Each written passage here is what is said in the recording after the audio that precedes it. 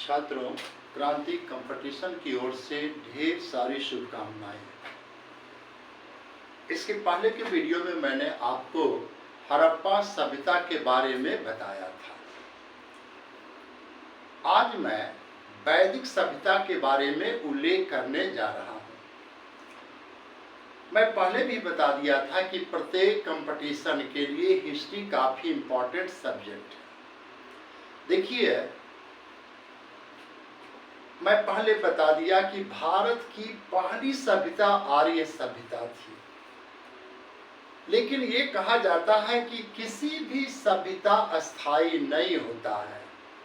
प्रत्येक सभ्यता का एक न एक दिन पतन होना आवश्यक है। हड़प्पा सभ्यता भी इससे अछूता नहीं था। हड़प्पा सभ्यता के पतन के बाद भारत में जिस सभ्यता का आरंभ हुआ उसे वैदिक सभ्यता के नाम से जाना जाता है। देखिए, आज का मेरा टॉपिक है वैदिक सभ्यता। हड़प्पा सभ्यता के बाद जिस सभ्यता का आरंभ हुआ उसे वैदिक सभ्यता के नाम से जाना जाता है। इस सभ्यता में आर्य जाति का उल्लेख है, इसीलिए इतिहासकारों ने इसे आर्य सभ्यता के नाम से भी जाने जाते हैं। देखिए, वैदिक सभ्यता वेद के नाम से दिया गया है। वेद का अर्थ होता है ज्ञान। वेद विद धातु से बना है और विद का अर्थ होता है ज्ञान, अर्थात वैसे महाकाव्य जो हमें ज्ञान देने का काम करे उसे वेद कहते हैं। तो चूंकि सबसे पहले वेद मिला, इसीलिए उस वेद के नाम पर ही वैदिक सभ्यता का नामकरण दिया गया। आपको मैं बताना चाहता हूं कि वेद के नाम पर इस सभ्यता का नाम पड़ा वैदिक सभ्यता। और इस वैदिक सभ्यता को दो भागों में बांटा गया है, पूर्व वैदिक सभ्यता, उत्तर वैदिक सभ्यता। वैदिक सभ्यता को दो भागों में बांटा गया है, पूर्व वैदिक सभ्यता, उत्तर वैदिक सभ्यता। हड़प्पा सभ्यता के पतन के बाद जिस सभ्यता का आरंभ हुआ उसे ऋग वैदिक सभ्यता कहते हैं या पूर्व वैदिक सभ्यता कहते हैं। इसी सभ्यता में सबसे पहली बार ऋग्वेद की प्राप्ति हुई। आपको मैं बता देना चाहता हूं कि ऋग्वेद भारत की नहीं, विश्व की पहली पुस्तक थी। और आज तक इतिहासकारों के बीच एक प्रश्न विवादास्पद है कि ऋग्वेद की रचना किसने किया। ज्यादातर इतिहासकारों का कहना है कि ऋग्वेद की रचना महर्षि वेद व्यास ने किया था, लेकिन मेरा एक चीज कहना है, किसने देखा ऋग्वेद की रचना करते? किसने देखा? ऋग्वेद पत्ते में पौधे के रस से लिखकर पहाड़ की गुफा में रखा मिला। उस समय कागज का प्रचलन नहीं था। ऋग्वेद की प्राप्ति पूर्व वैदिक काल में हुई। बड़े बड़े पत्ते में पौधे के रस से लिखा मिला और जिसने उसे पढ़ने का काम किया वो ब्राह्मण कहलाया। इसलिए हिंदू धर्म में सबसे पहले ब्राह्मण जाति की उत्पत्ति हुई। फिर जब पूर्व वैदिक सभ्यता का पतन हुआ तो उत्तर वैदिक सभ्यता आया और उत्तर वैदिक सभ्यता में 3 वेद और मिला, सामवेद, यजुर्वेद, अथर्ववेद। आज भी 4 वेद हैं, ऋग्वेद, सामवेद, यजुर्वेद, अथर्ववेद। ऋग्वेद सबसे प्राचीन वेद है जिसके माध्यम से गायत्री मंत्र लिया गया है। आज भी हमारे हिंदू समाज में गायत्री मंत्र सबसे पवित्र मंत्र माने जाते हैं। और उत्तर वैदिक काल में सामवेद, यजुर्वेद, अथर्ववेद की प्राप्ति हुई। ये चारों के चारों वेदों में आर्य जातियों की सामाजिक स्थिति, आर्थिक स्थिति, धार्मिक स्थिति और राजनीतिक स्थिति का उल्लेख है। अब मैं आज सबसे पहले पूर्व वैदिक सभ्यता का उल्लेख कर रहा हूं। देखिए, हड़प्पा सभ्यता के पतन के बाद भारत की दूसरी बड़ी सभ्यता पूर्व वैदिक सभ्यता थी। इस सभ्यता का नामकरण वेद के नाम पर पड़ा और ऋग्वेद सबसे पहला वेद है जो पूर्व वैदिक काल में मिला। अब देखिए, मैं एक चीज बताना चाहता हूं कि हड़प्पा सभ्यता और पूर्व वैदिक सभ्यता में क्या अंतर थे, दोनों की क्या विशेषता थी। मैं मानता हूं कि दोनों में आर्य जाति का ही उल्लेख था, लेकिन दोनों में डिफरेंसेस क्या था। क्या पूर्व वैदिक काल में आर्य जाति डेवलप किया था या नहीं? देखिए, आर्य जाति एक विदेशी जाति था। आर्य जाति अपने को गोरा मानता था, अनार्य काला था। हमारे समाज में आज जो जाति की लड़ाई है उसका बीजारोपण यहीं से हुआ। असली इंडियन अनार्य था, वो देखने में काला था। आर्य लोग गोरा था।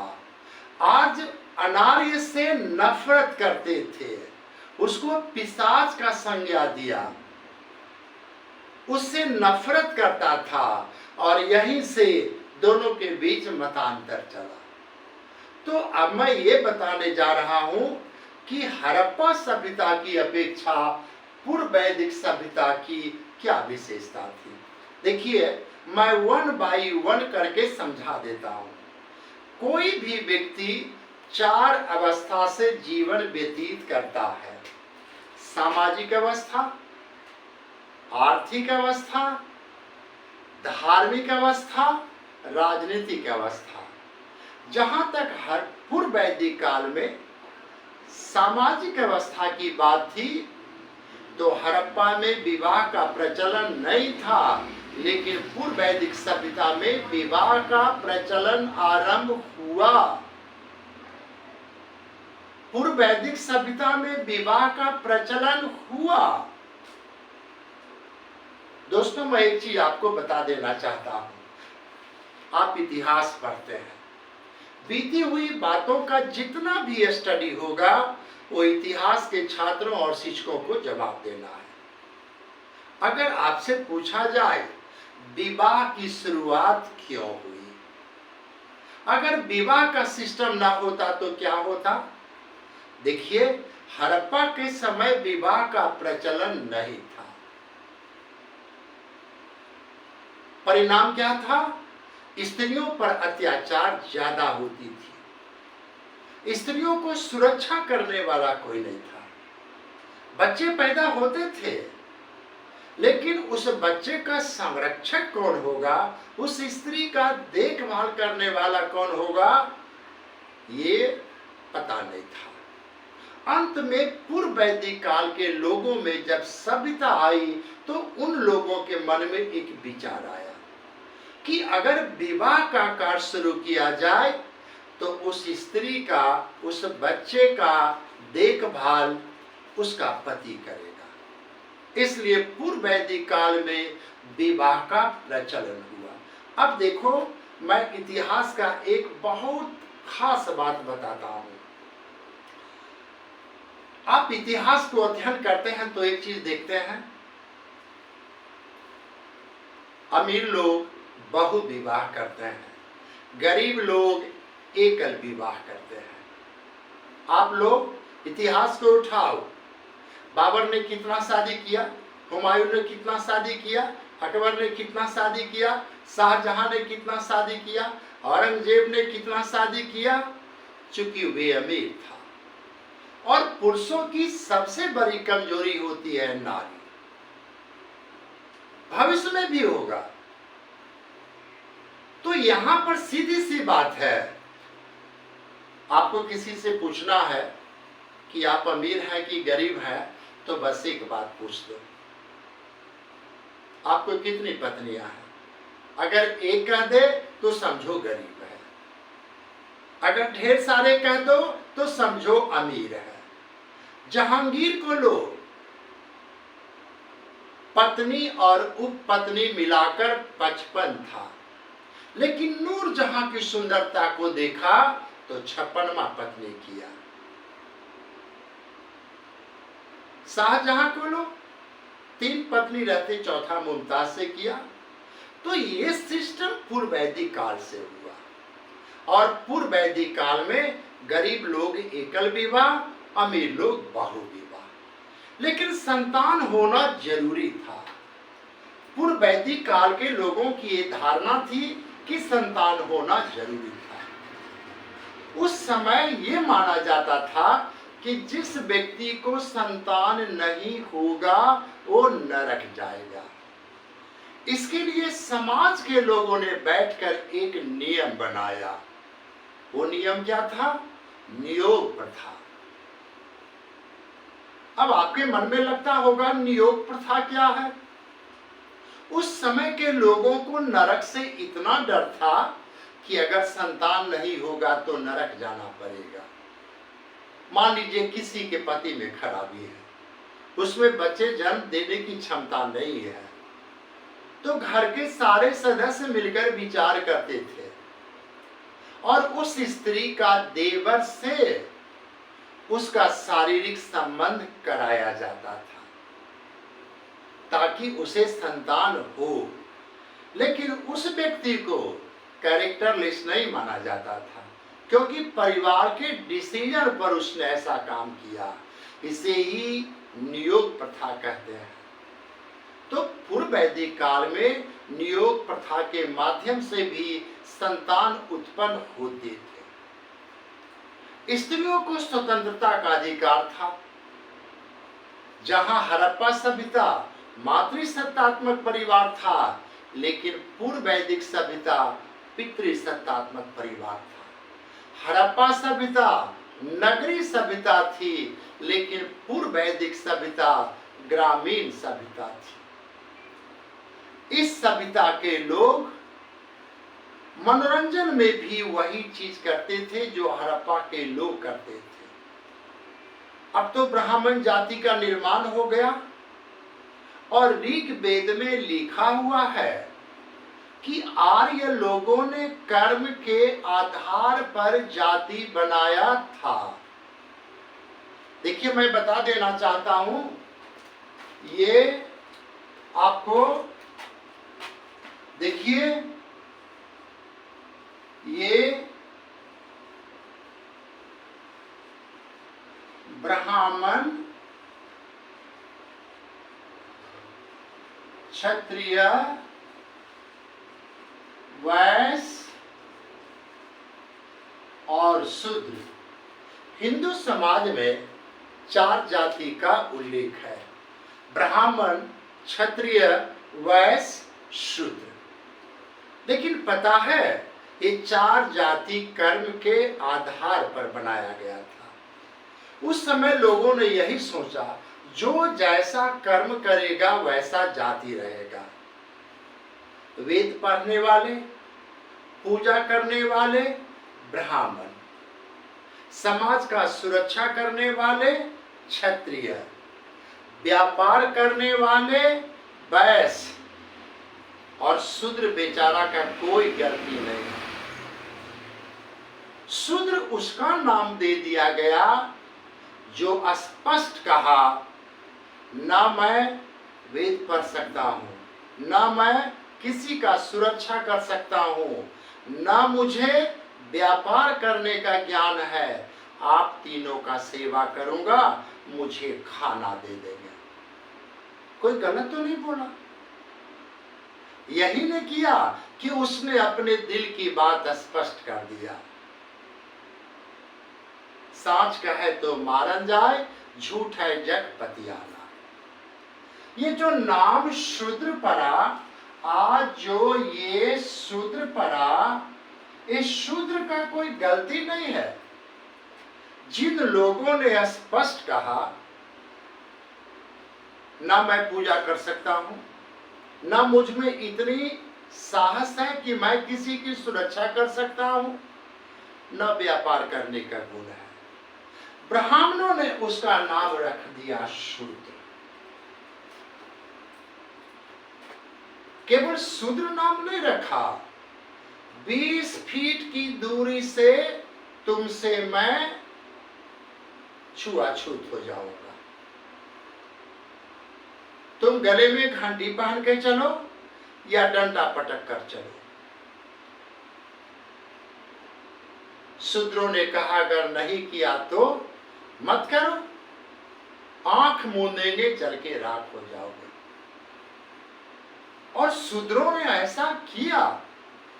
ब्राह्मण ने उसे इस तरह समझा दिया कि शूद्रों ने ऐसा किया, वे उन लोगों से अलग जाकर बसा, वे अपने को अछूत माने जाने लगा, वे ब्राह्मणों के डर से गले में घंटी पहनकर चलने लगा।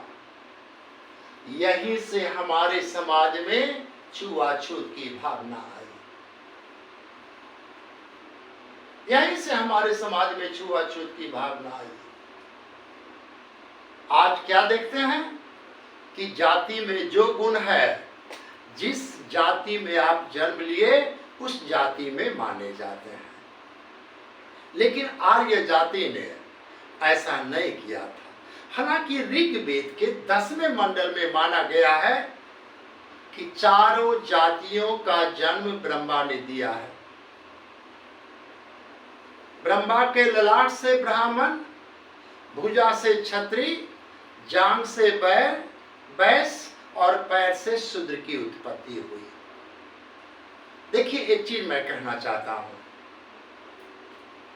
आपके ऋग्वेद के 10वें मंडल में जातियों का उल्लेख है, जिसमें कहा गया कि देखिए यहां डिस्कस का प्रश्न है।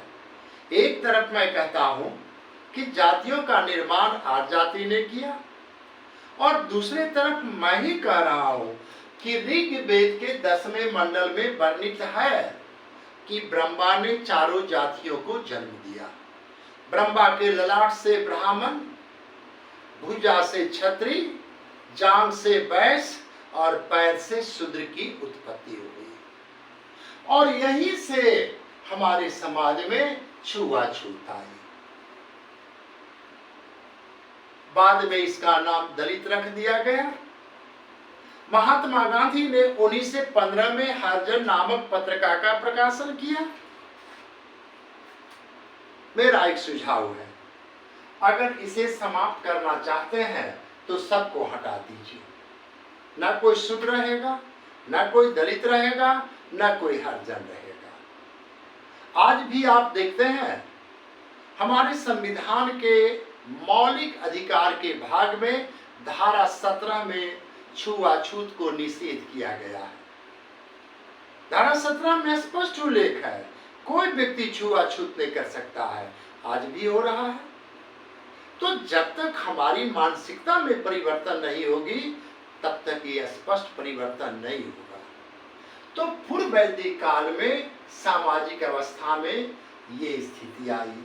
अब जहां तक है, वे लोग हड़प्पा सभ्यता की तरह मनोरंजन करते थे, कपड़े पहनते थे, मृतक व्यक्ति को 3 तरह से दफनाते थे, लेकिन धार्मिक अवस्था में उनकी परिवर्तन आ गई। अब वे लोग यज्ञ करने लगे, और पूर्व वैदिक सभ्यता के लोग 7 ब्राह्मणों के माध्यम से यज्ञ करते थे। लेकिन जहां हड़प्पा सभ्यता में विष्णु की पूजा नहीं होती थी, वहां पूर्व वैदिक सभ्यता में इंद्र की पूजा, सूर्य की पूजा, विष्णु की पूजा, शिव की पूजा, शिवलिंग की पूजा, पीपल की पूजा, सांप की पूजा और जादू टोने के पूजे का प्रावधान मिला है। जहां तक आर्थिक स्थिति की बात है, तो इस काल में 6 बैल, 8 बैल और 12 बैलों के हल चलने का प्रमाण मिला। और इस काल के लोग अब व्यापार भी करने लगे। पशुपालन भी करने लगे। जहां तक राजनीतिक अवस्था की बात है तो क्षत्रिय जाति तो थे, वे ब्राह्मणों के बराबरी करना चाहते थे, लेकिन नैतिक आधार पर ब्राह्मण ये कहा करते थे कि राजा ब्राह्मण ही होगा। क्षत्रियों का सोच था हम क्यों नहीं होंगे, हम आपसे कम क्यों हैं, लेकिन ब्राह्मण अपने विचारों से क्षत्रियों को दबा कर रखते थे और पूर्व वैदिक काल में केवल ब्राह्मण ही राजा होते थे, क्षत्रिय उसके सेनापति होते थे। तो इस तरह आपने देखा कि हड़प्पा सभ्यता जहां नगरी सभ्यता थी वहां पूर्व वैदिक सभ्यता ग्रामीण सभ्यता थी। हड़प्पा सभ्यता जहां मातृसत्तात्मक थी वहीं पूर्व वैदिक सभ्यता पितृसत्तात्मक थी। हड़प्पा सभ्यता में अन्न में चावल, जानवर में घोड़ा और धातु में लोहा का प्रचलन नहीं था, लेकिन पूर्व वैदिक सभ्यता में घोड़ा, चावल, लोहा सबका प्रचलन हुआ। तो कुल मिलाकर मैं यही कहूँगा कि हड़प्पा सभ्यता के पतन के बाद जिस सभ्यता का भारत में आरंभ हुआ उसमें आर्य लोगों की सामाजिक, आर्थिक, धार्मिक और राजनीतिक अवस्थाएं में कई परिवर्तन हुए। अब देखिए, मैं अगले वीडियो में आपको बताऊंगा उत्तर वैदिक का, दोनों दो है। अगले वीडियो में मैं बताऊंगा कि what were social condition, religion condition, economic condition and political condition of later Vedic age. तो आप समझ गए होंगे, मुझे पूरा विश्वास है कि आप पूर्व वैदिक समझ गए होंगे। अगले वीडियो में मैं उत्तर वैदिक काल के बारे में बताऊंगा और मेरा सुझाव है कि आप पूरा वीडियो को देखते चले तो उसके बाद आप आसानी से घर बैठे किताबों के माध्यम से किसी भी कंपटीशन की तैयारी कर लेंगे। मेरा विश्वास है आप इस वीडियो को जरूर लाइक किए होंगे, उसको शेयर भी कर दें और अपने जो खास मित्र हैं उनको भी सब्सक्राइब कर दें ताकि उनको भी लाभ मिल सके। Thank you.